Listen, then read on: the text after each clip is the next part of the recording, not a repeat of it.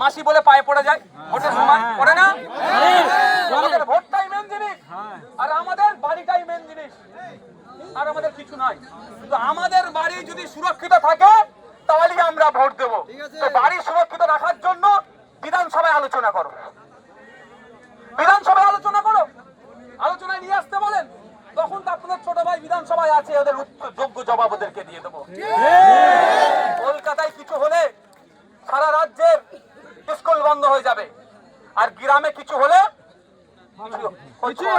কদিন আগে দেখলেন তো উত্তরবঙ্গে কিভাবে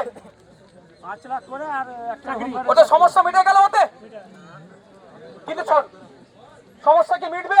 কত মানুষ মারা গেল, কোনো উচ্চ বাচ্চা আছে? কোনো আলোচনা নাই। তাই আপনাদের বলবো, আপনাদের সমস্যা আপনাদের কি সমাধান করতে হবে। কোন দাদা দিদি এসে সমাধান করবে না, এটা আপনাকে বলে যাচ্ছে। সবাই আসবে যে তার ভোট ব্যাংক মজবুত করবে আর কেটে পড়বে।